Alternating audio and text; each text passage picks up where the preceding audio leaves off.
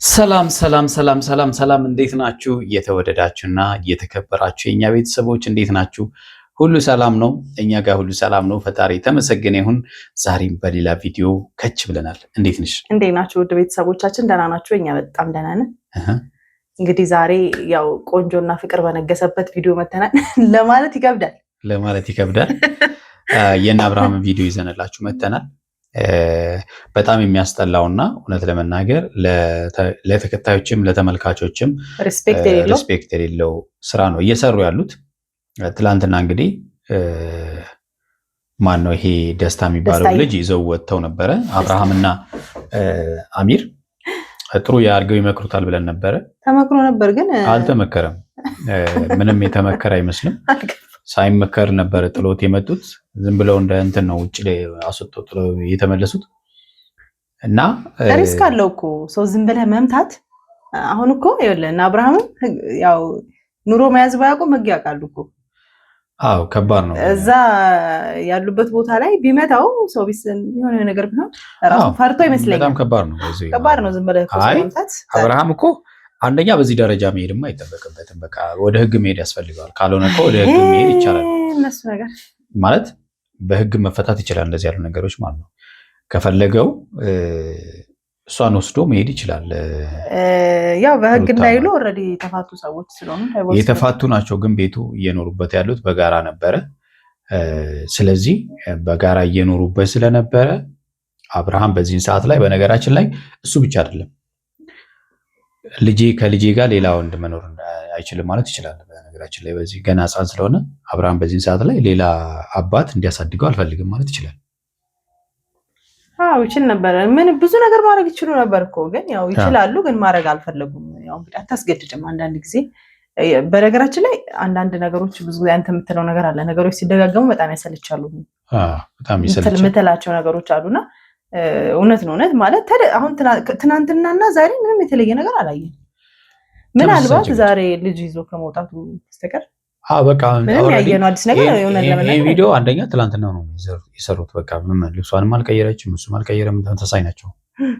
ስለዚህ ትናንትናውኑ ይዘውት ወጡ። ከዛን ተመልሰው ገቡ። ልጁም ተከትሏቸው ገባ። በቃ ያ ነው ልጁ ማለት ነው። ከንትርክ ማለት ነው። ይሄ መጨቃጨቅ ምን ማለት ምናምንና ይሄ እንደዚህ ያለ ነገር በጣም ያስጠላል። እውነት ለመናገር ማለት የሆነ መቋጫ መኖር አለበት አይደለ? እንደተባለውም ልጁ እንግዲህ የሄርሜላ ልካው ከሆነ ምናልባት አብርሃም ልጁንም ዝም ያለበት ምክንያት ለዛም ሊሆን ይችላል። ማለት ማንኛውም እኔ እውነታውን ነው የምናገረው፣ ማንኛውም ወንድ ልጅ በዚህ ደረጃ ይታገሳል ብዬም አላስብም።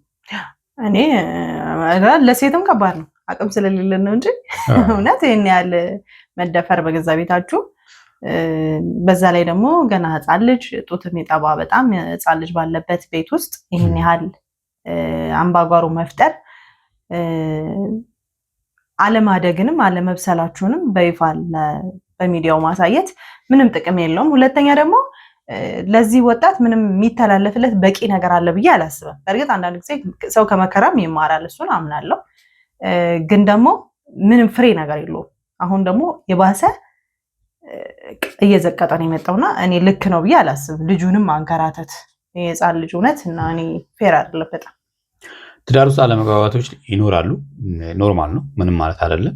መፋታትም ያለ ነው፣ ምንም ማድረግ አይቻልም ማለት ነው። ባይሆን ማለት ትክክል ነው ብዬ አላምንም፣ አይመከርም። ከባሰ ግን ያው ሰው ከሚጠፋፋ ይልቅ መለያየቱ የተሻለ ነው፣ ምንም ጥያቄ የለው።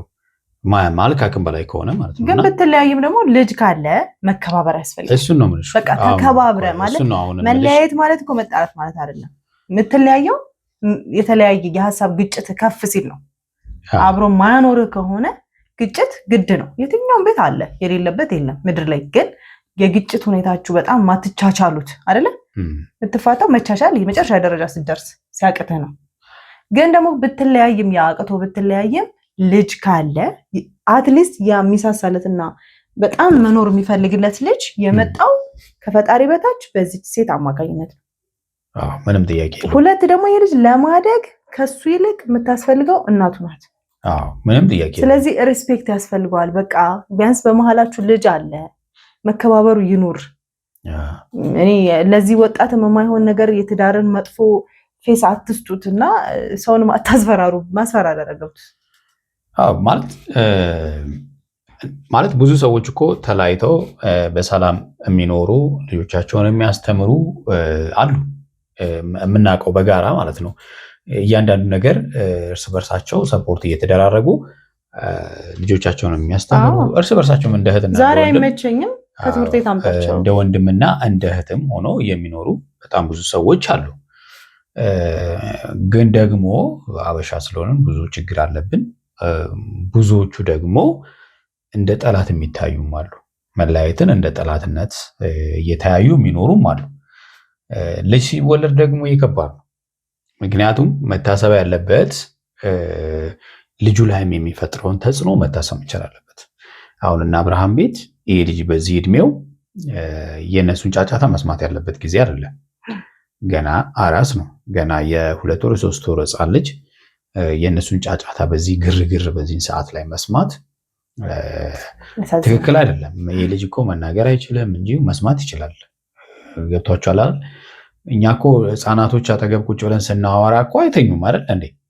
በቃ ማለት ይረብሻሉ። ቢተኙ እንኳን ይነሳሉ። እና አሁን ዛሬ ደግሞ አብርሃም ይዞ ልጁን ጭራሽ ይዞ ወደ መውጣት ደረጃ ደርሷል። ልጁን ይዞ ወጥቷል። እሺ እሷ ደግሞ አሳየዋለሁ እንዴት አድርጎም እንደምቀበለው ምናምን ነገር ብላለች። አብርሃም የት ነው ይዞት የሚሄደው? ይሄ ልጅ የ3 ወር ህፃን ልጅ እሷ ቁጭ ብላ ልጇን ማጥባት ባለባት ጊዜ ላይ ከማይሆን ንትርክ ውስጥ በመግባት ከማይሆን ልጁ ጉዞኔ ነው በቃ እውነቱን ለመነጋገር ማለት ነው። ከእንደዚህ ያለ ልጅ ጋር ወዲያ ወዲህ ማለት አንደኛ ከኔ አራስነቷን ጊዜ ሳይጨርስ መቼም ፍቅር ይዟት ነው ለማለትም እንቸገራለን። ምክንያቱም አራስ እናቶች በዚህን ሰዓት ላይ እንደዚህ ያለ ነገር የሚያስቡበት ጊዜም አይመስለኝም። እንዴት ነው እና ለልጇም ስትል አሁን የሚታያት ልጇ ነበረ። ለልጇ ስትል ሁሉን ነገር እንኳን ባይመቻትም ትታ እርግፍ አድርጋ ትታ ልጇን ማሳደግ ነበረባት። ሩታም ትክክል አይደለችም። ኢቨን ቤተሰብ ደግሞ እረፊ ያላት ነው። የቤተሰብንም አንዳንዴ መስማት አስፈላጊ ነው አይደለም? አዎ። አይ አሁን እኮ ሩታ በቃ እንትኑን መርሳት አንዳንዴ አስፈላጊ ነው። አብርሃም እንዲያረገ ሩታ እንዲያረገች የሚለውን ረስቶ ይሄ ልጅ አትሊስት በቃ ማለት አባቱን ማግኘት ባለበት ሰዓት አግኝቶ የአባቱን ድምፅ የአባቱን ፍቅር አግኝቶ ቢያድግ ቢፈቅዱለት በቃ ማለት እነሱ በሰላም መኖር ቢችሉ ጥሩ ነው። የተሻለ ነገር እሱ ነው። ቢያንስ ለእነሱ ለሁለቱ ሳይሆን ቀደምም እንዳለም ለልጃቸው ሲሉ ቢያስቡበት የተሻለ ይመስለኛል። አዎ። ሌላው ደግሞ በጣም ምንድነው ደስ የማይለውንም መሰላችሁ? በቃ የሚነጋገሩት ነገር በቃ ምንም አይነት ማለት ለሌላው ቤት ምንድነው የሚያስተምሩት? ኦፍኮርስ የተለያየ ቤት እንደዚህ ያሉ ነገሮች ሊኖሩ ይችላሉ። ግን ደግሞ ሚዲያ ላይ የምናወጣቸው ነገሮች ቢያንስ ማለት ነው ለእኛ ብቻ ቢቀሩ ጥሩ ነው። የሌሎችን ሕይወት ባይረብሹ፣ ሌሎች ትዳርን እንዲፈሩ ምክንያት መሆን የለብንም። አሁን ሁለቱም እንደ እኩል እንደ ባልና ሚስት ሳይሆን እንደ ሁለቱም እንደ ባል ነው እንግዲህ እንትን የሚሉት አክት የሚያደርጉት። እስቲ ጫፌ ንካኝ፣ እስቲ ጫፌ ንኪ እየተባባሉ ባልና ሚስት ሆነው በነገራችን ላይ ደስ አይልም አይደለ? እንትን ነው ባልና ሚስት አይመስሉም ስትል እንትን ነው የሚመስሉት። የሆነች አንድ የጋራ ሴት ወደው በሷ እየተጣሉ ነው የሚመስሉት ወንዶች። በጣም እንደዛ እንጂ ይሄ ሴትና ወንድ ጸብም አይደለም ጸባቸው። እና በጣም የሚናገሩትም ቃላቶች አሁን እንደሰማችሁት ነው። ደስ አይልም። እውነት ለመናገር በጣም ነው ደስ የማይለው። እና ሩታ ትንሽ ረገብ ብትል አሁን ጥሩ ነው። ሩታ ረገብ ብትል አብርሃም ቢሆን ማለት ነው። አብርሃም ቢሆን አሁን ሄዶ ከሄርሜላ ጋር ተለጣጥፎ እሷን ለማበሳጨት የሚያደርጋቸው ነገሮች ማቆም መቻል አለበት። አሁን ሁለቱም ጋር ነው ችግር ያለው። አሁን ሩታ ጋማ ብቻ አይደለም፣ አብርሃም ጋር ብቻ አይደለም። ሁለቱም የሚያስቡበት መንገድ ትላንትና በተፈጠሩት ነገር ዛሬ ላይ ማይሆን ነገር ማድረግ ማለት አንዳንዴ እንደ ትልቅ ሰው ማሰብም ያስፈልጋል አይደለ? ሁልጊዜ ሕፃንነት የለም። አሁን እነዚህ ልጆች ናቸው ምናምን የሚባሉ አንዳንድ ኮሜንቶች አሉ። እነዚህ ልጅ ያመጣው ልጆች ናቸው ማለት አስቡት። ልጃቸው ከዛሬ 3 እና 4 ዓመት በኋላ እኮ በቃ ብዙ ነገር ማሰብ ይችላል። ገብቷቸዋል፣ ያስደነግጧቸዋል። የአሁኖቹ ልጆች ደግሞ በተለይ ማለት ነው ፈጣን ናቸውና ይህን ቪዲዮ እንኳን መለስ ብለው ሲያዩ ልጆቹ ራሱ እኔ እንጃ አላውቅም። በጣም ከባድ ነገር ነው አይደል? ልጅ ሲኖርክ ኤቭሪቲንግ ጥንቃቄ ያስፈልገዋል። ለምን እኛ እንደራሳችን ማየት ነው። የማን ልጅ ነህ ስትባሉ አባታችሁ በጣም ሰው የሚያስቀይም፣ እናታችሁ ሰው በጣም የምታስቀይም ወይም በቃ ጥሩ ስራ ከሌላችሁ በአጠቃላይ ሽምቅቅ ብላችሁ አንገታችሁን ደፍታችሁ ነው የምታልፉት። እዩት እስቲ የከሌ ልጅ እኮ ነው ስትባሉ ደግሞ ቀና ብላችሁ ኮርታችሁ ትሄዳላችሁ። ምንም ህይወታችሁ ላይ ጨምሮላችሁ አይደለም፣ ግን ዋጋ ያስከፍላል። እንደምታስቡት ቀላል ነገር አይደለም። እኔ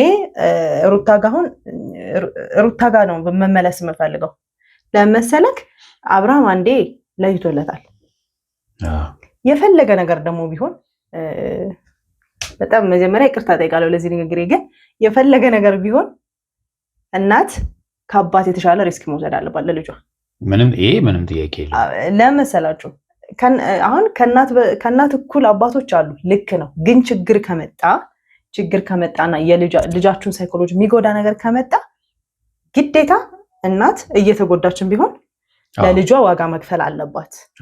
ምንም ጥያቄ የለውም። ህይወቷ ላይ አደጋ እስካልጣለ ድረስ የመኖር ህልውናን እስካልጎዳው ድረስ ዋጋ መክፈል አለባት። እና እኔ አሁን አብርሃም ትቼዋለሁ። እኔ ወደ ሩታ ነው መምጣት የምፈልገው። እኔም ሴት ነኝ፣ እኔም እናት ነኝ። ተመሳሳይ ቋንቋ ነው፣ ያግባባናል ብዬ አስባለሁ። ስለዚህ ሩታ አደብ ብትገዢ ጥሩ ነው። ለማብለሽ ለልጅሽ ስትይ ታያቸው። በቃ ሄርሜላንም ታያት በራሷ ሜዳ፣ አብርሃምንም ታዩ። ነገ ዞሮ መለመኑ አይቀርም ይታወቃል። ብሽሽቁ አሁን ደስ አይልም። ትናንትና ፍቅረኛሞች እያላችሁ ቢሆን ምናምን ደስ ይላል፣ ችግር የለውም። ምክንያቱም እንደው ኧረ ቤተሰቦችሽ ምን ይሉሻል ብትባይ ነው እንጂ እዚህ ጋር አንቺ ዋጋ ከፍለሽ ያመጣሽው ዜጋ እስከሌለ ድረስ ምንም አይደለም። ስለዚህ እኔ ሩታ እባክሽ በቃ ለዚህ ልጅ ዋጋ ከፈይ፣ የእናትነት ዋጋሽ ዝቅ አይበልላለሁ። እኔ እንደዛ ነው ብለው አንዳንዴ እኮ ምን አለ መሰለሽ፣ ቅድም አንድ ያልሻቸው ነገር አለ። የከሌ ልጅ ምናምን አያችሁ፣ የከሌ ልጅ ምናምን። የከሌ ልጅነት ብቻ አይደለም፣ ሰው በሰፈር ጄጅ ያደርጋል። የእንትን ሰፈር ልጆች አይደሉ ይባል የለ እንዴ? ሌላው ቀርቶ ማለት ነው የእንትን ሰፈር ልጆች አይደሉ፣ የእንትን ሰፈር እየተባለ በሰፈር እንኳን አስቡት። በጣም ዲሲፕሊን የሆኑ ሰፈሮች ወይም ፋሚሊ ያለበት አካባቢ ላይ እነዛ ሰፈር እኮ በጣም ያሉ ልጆች ጨዋ ናቸው ምናምን ይባላል። እዛ ሰፈርማ ኧረ ወፍ አያልፍም በዛ እስከሚባል ድረስ ማለት ነው። እና ከባድ ነው ማለት ቅድም ያልሽው አንድ ነገር አለ። ሩታ እናት ናት። ለልጇ ምን ያህል ዋጋ እንደከፈለች ታውቃለች። በሞትና በህይወት መካከል ሆና ነው ይሄ ልጅ አመጣችው። አብርሃም ያንን ሴንስ አያውቀውም። ገብቷቸዋል አይደለ? ምንም ማለት አያውቀውም ስላቸው ከተፈጥሮ ነው። ምንም ጭንቀቷን ስትጨነቅ ምናምን ሊያይ ይችላል። እንደሷ ግን ህመሙን ላያውቀው ይችላል። ማንም ወንድ አናውቅም። በቃ ምንም ሬል ነው ማለት ምንችለውን ነገር ነው የምናደርገው። ከዛ ውጭ ግን እናቶችን ያክል ምጡን አምጠን ሸክሙን ተሸክመን በሆዳችን ምናምን ነገር ከባድ ነው ስላልተሰጠን ማለት ነው። ግን ሩታ ግን ታውቀዋለች፣ ህመሙን በደንብ ታውቀዋለች። በዚህ ላይ ታማለች። ስለዚህ ይህን ወጠጤ ያመታ ቤት ውስጥ ከእሷ ጋር መጫጫ ልጁ ላይ ትክክል አይደለም። በቃ የአብርሃም ይበቃል፣ ከአብርሃም ጋር መጫጫ ይበቃል። ሁለቱ ሲጫጫው ሌላ ሰው ተጨምሮበት በቃ አንዳንድ ነገር ልክ ሊኖረው ይገባል። በቃ ልክ አለው አይደለ? የሆነ ታይም ላይ ጸብም ልክ አለው። በቃ መስመር የሆነ በቃ ስትጣሉም እኮ እንደዚህ እሷም እንዲህ ግድግዳ እየቀጠቀጠች እሱም ግድግዳ እየቀጠቀጠ ምናምን እንዴ! ኧረ ደስ አይልም። እውነት ቆም ብላችሁ ማሰብ አለባችሁ። ለሌላች ምንድን ነው የምታስተምረውን? እኛ ምን እንማር ከእናንተ? እኛም ብድግ ብለን እንደባደብ እንማር ይሄንን ከእናንተ። አንዳንዴ የምንሰራቸው ነገሮች ለሌሎች ምን ይፈጥራል የሚለውን ነገር ማሰብ ያስፈልጋል እንጂ ሌሎች ያልገቡ ትዳር ውስጥ ያልገቡ ትዳር እንዲህ ነው ወይ ትዳር ምናምን ብለው እንዲፈሩ ያደርጋል። እና የእናንተ በጣም በዝቷል። ጸብ የለም አይደለም፣ ጸብ አለ። መለያየት የለም አይደለም፣ መለያየት አለ። የሚገርማችሁ ነገር ከ3 ወር ከ2 ወር በፊት ህዳር አካባቢ ላይ የ3 ወር ሪፖርት በአዲስ አበባ ከተማ የፍቺ ሪፖርት ቀርቦ በጣም መነጋገሪያ ሆኖ ነበረ። በአንድ ወር ውስጥ ወደ 3000 ምናምን ፍቺን የተመዘገበው እና በፍርድ ቤቶች አካባቢ ላይ አብዛኛው የፍርድ ቤት ኬዞች ማለት ነው ፍቺ ናቸው፣ አብዛኛው ማለት ነው። እና ሰው ተጋብቶ አብሮ መቆየቱ ራሱ በጣም ከባድ ሆኗል ማለት ነው። አንድ ኑሮ ነው፣ ሁለተኛ ባህሪ አለመቻቻል የሚባለው አለ እና ብዙ ችግሮች አሉ። በቃ ብዙ ችግሮችን ተጋፍጠው የሚፋቱ አሉ፣ ከአቅም በላይ ሆነው የሚፋቱ አሉ። ወይም በቃ ውሃ ተደፋ ብሎም ይፋታም አለ። ስለዚህ የእነ አብርሃም ደግሞ ይበቃል። በቃ ተለያይተናል ብላችኋል አይደለ? በቃ እንደተለያየ ሰው ሆኖ አንድ ላይ ሆናችሁ አንድ ላይ እንዳለ ሰው አልሆናችሁ፣ ተለያይታችሁም እንደተለያየ ሰው አልሆናችሁ። እኛ የቱ ጋር ማንን የትኛውን እንቀበል? ተቸገረን እኛም ማለት ነው። መሀል ሰፋሪ ሆኖ አይደል? አዎ በጣም ተቸገረን እኛ። ታውቃለች አንድ ላይ ናቸው ስትል ተለያይተናል፣ ተለያይተዋል ስትል ደግሞ እንበሻሸቃለን አሉ። በቃ አሁን እልህ ነው፣ ሊያቆሙ ነው፣ በቃ ሊስማሙ ነው ብለህ ጫፍ ሲደርሱ ደግሞ አሁንም እና በጣም ከባድ ነው። ጥሩ ነገር አስተምሮን ነው የምንለው። የተወደዳችሁና የተከበራችሁ ቤተሰቦቻችን መቼም ቁም ነገር እንዳገኛችሁ ተስፋ እናደርጋለን። በሚቀጥለው ከነሱ አይደለም ከኛ ንግግር ምናልባት ተስፋ እናደርጋለን እና በሚቀጥለው ምን ይፈጠራል የሚለውን ነገር ይዘን መጣን። እስከዛው በያላችሁበት ሰላማችሁ ብዝት ይበል። ቻው